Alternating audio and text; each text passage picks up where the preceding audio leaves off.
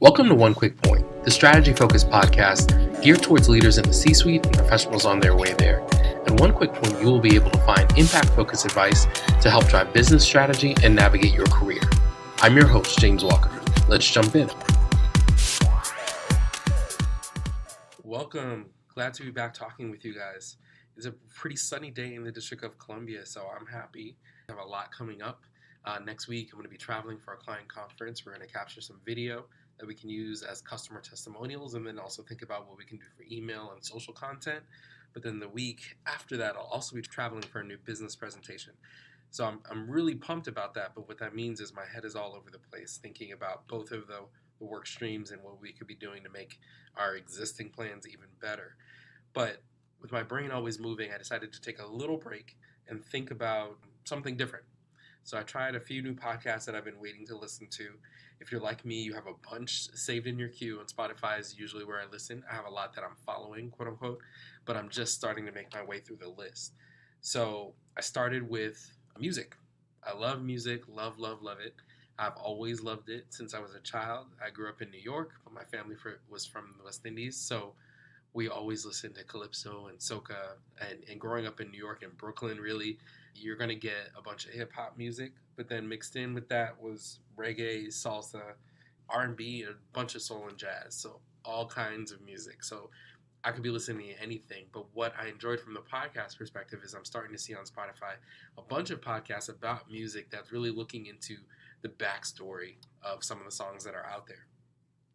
So two I tried to listen to and give a shot. First one was Undercover. Something new I discovered. Apparently, they have artists come on and talk about songs that they've done as covers, and they explore it from a musical standpoint as experts, really, because they get how to break it down. So the first one was Hozier talking about Say My Name from Destiny's Child. And the best thing about covers is you never fully understand when you have as a musician thinking through another artist's work. You never know where they feel like something's valuable or interesting, because I would have never paired these two up. But they had done covers of the song, and they were talking through all of the mechanics of what it was and the fact that, you know, in her teen years, Beyonce was singing like that. And I think growing up, I always heard this song, and it was just a matter of fact. It's what was on the radio. They played it over and over and over again. But to hear him talk through it and think about all the different things that Beyonce did at that age, all the things that the group was doing in terms of the melodies, it's amazing. And when you think about how it's all put together, it's not just one piece of it. It's the song, it's the voices, it's the runs that they chose to do, when they chose to go through the bridge, how it all really fits together that makes it this beautiful masterpiece. My only thing about this podcast was I listened to it. It was pretty short. It was about 8 minutes. But then I didn't get the payoff. They didn't play the cover. Spotify, using it as a marketing tool, tried to push me to listen to the song. So I had to leave the podcast and then go find the song on Spotify to listen. So that was a little bit of an annoying part. If anybody from Spotify listens, please do. Just throw the song in there, or at least serve me up with a pop-up or an ad so I can easily click over and listen to the song that they were just talking about. Because now I didn't listen to the song. I was frustrated. I was in the car, so I didn't want to be messing around with it too much. I just wanted to listen. So I jumped over to another podcast, one I've listened to before and enjoyed. It's called Dissect and lives up to its name. They really dig into what the music is and break it down, lyrics, everything. So it's a great place for any music fans to geek out, and that's what I was doing. I listened to The Miseducation of Lauryn Hill last year on this podcast and really, really enjoyed it. They get down to minutia. And so when I heard they were doing this with Tyler, the Creator, of course I jumped on. I'm a big fan of his music, particularly 2017 Flower Boy was really something that from melody, from a beat standpoint, all of it really, I just rock with it. So I'm listening in, and they're talking about When the Flower Blooms, which is one of my favorite songs off of that. And they're breaking it down to the types of chords that musicians typically play in the order in which they play it, so that it all seems like it fits together and it's a natural progression. And he mentions how the musicians behind this song really started to play with double chords, thinking about notes, and then they would do one or two or three on the normal scale and then reach outside of that normal scale to pull one in. And he talks about how they did that and what really makes sense. Once again, I warned, true geek out moment. But as I'm thinking about these things, I really started to understand that these are not just happenstance things. It's all very, very intentional, including when they're moving you out of a comfortable space to bring in a new element to differentiate the song and really make it unique. So if they're not doing anything intentional and people all around the world love it, just love music, why are we not doing the same thing with our PR, our marketing, our business strategies? Why are we not being intentional? So I have two messages for everyone listening today. The first one is nothing without intention.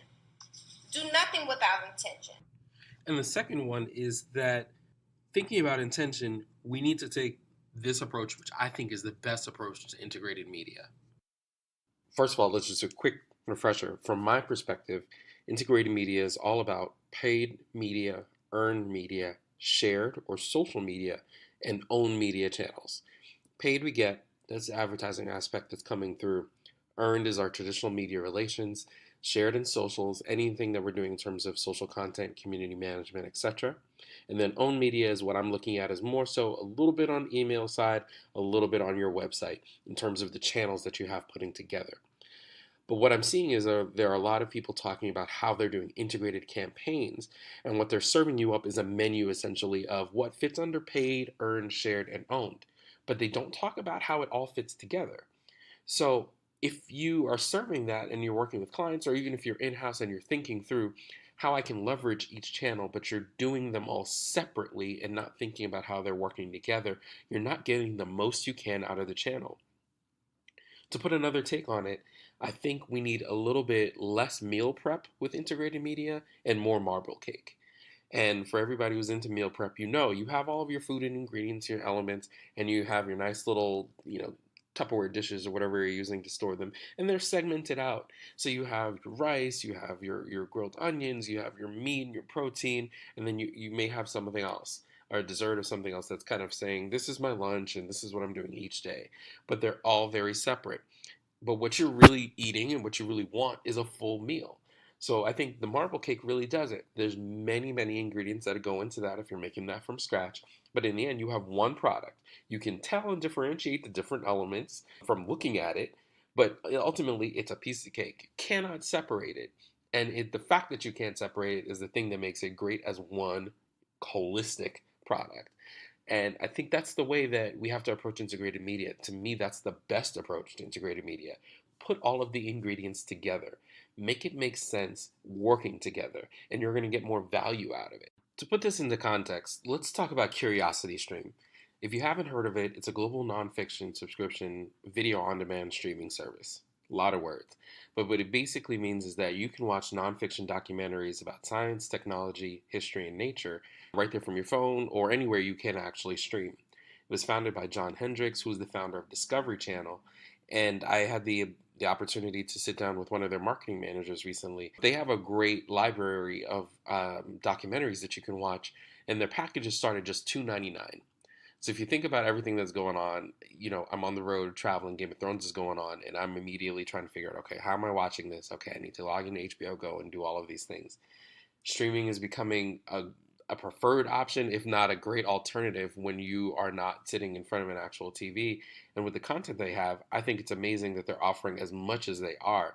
It's something like over 600 hours worth of content for that price.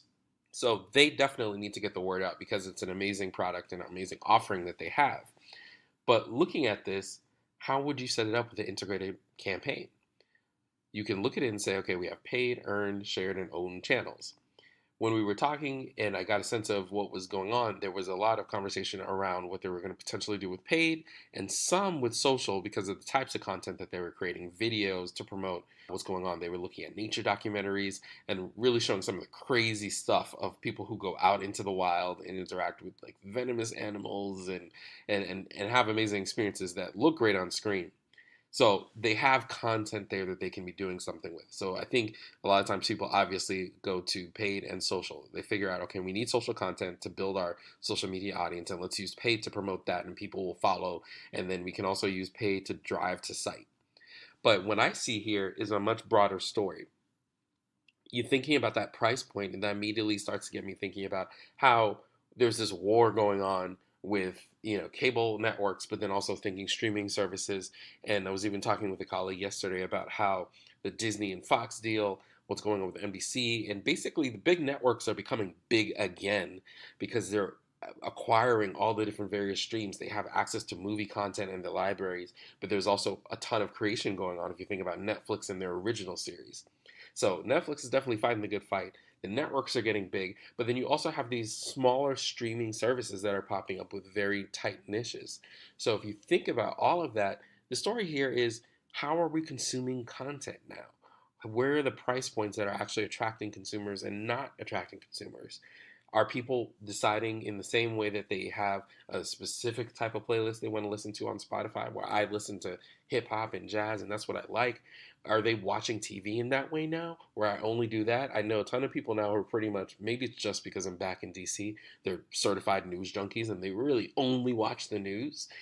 Are there people who are pretty much only watching documentaries? Are they only watching scientific shows? To me, there's a story that we can craft out of who's watching what are they willing to pay to watch it in this new environment, and how are people spending time.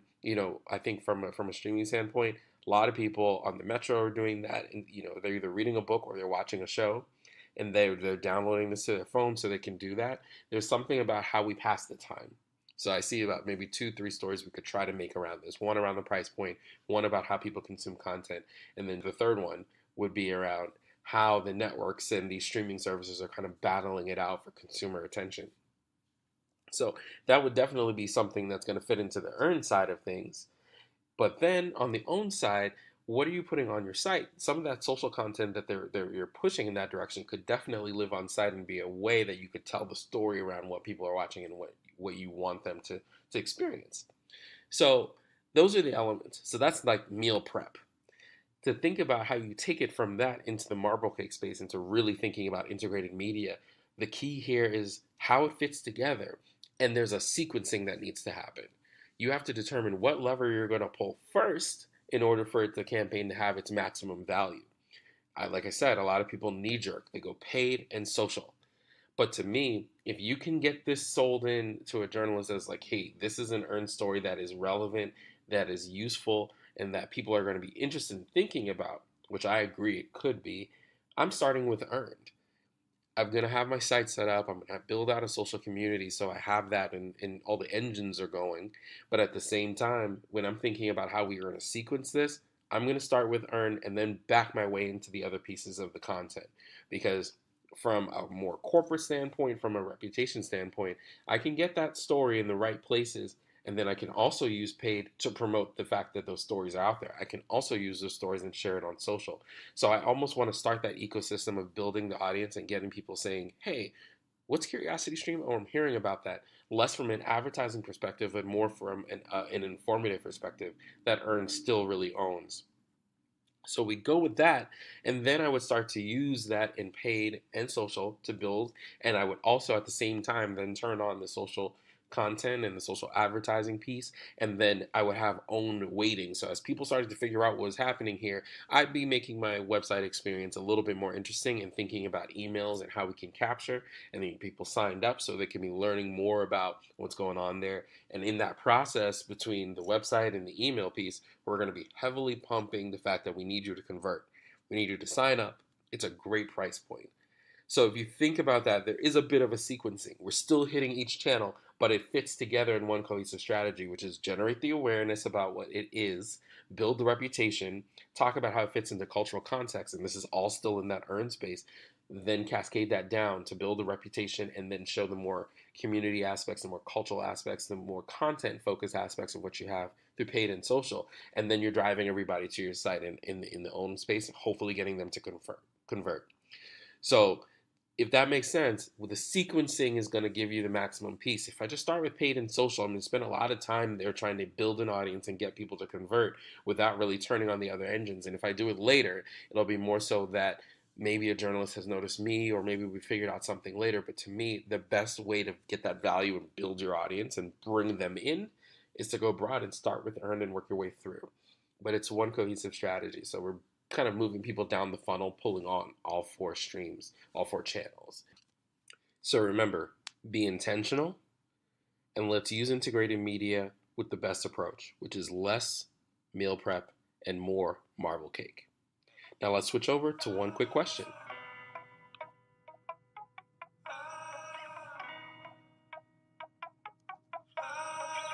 One quick question is the segment where we hear from you, the listeners, and you get to ask me any question you'd like about PR, marketing, business, strategy, and I'll give you my honest, unfettered opinion.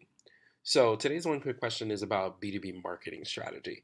I was talking with someone and they were trying to figure out how to come up with a B2B strategy that would differentiate what they were offering in the marketplace. So the thing about B2B is it comes off as a little bit boring, technical usually, because people are talking about very back end things, things consumers don't see or particularly care about, but they are the things that actually bring that business to market and make whatever you're using on the B2B side usually pretty efficient. So from a B2B standpoint, what you're doing is you're selling to someone what you have to offer.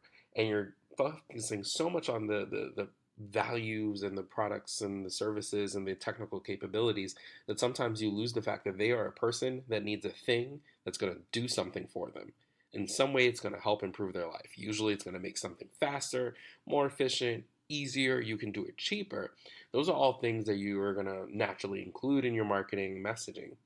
But what you may lose in the way of trying to convince them of all of those things is the end value. So if something is faster, it's faster and that gives you time to do something else. If it's cheaper, it gives you more budget to do something else. So I always try to think about what's that value behind whatever you're saying. And that's the focus point. We're currently in the process of developing a B2B marketing strategy for one of my clients, and that's what we're really trying to get at. So we're talking to customers, we're talking to the sales team, we're talking to the marketing managers and getting a sense of what is that thing behind all of the products and service value points that the end consumer is actually going to get from using our products and services. That's the part that we have to dial in on. That's the message that we want to get, and that's where we're going to orient that campaign. So once again, if you're thinking about B2B marketing, think about what's going on the other side for the person and speak to them as a person that's getting that from you. And to me, that's going to differentiate you because everybody's talking about the very specific product points. And after a while, you get lost in a glaze. But if I'm talking to you about what you're going to feel on an emotional and a physical level because of my product and service, I think I'm still going to get you. So that's one quick question and one quick point. Thanks for listening, and we'll talk soon.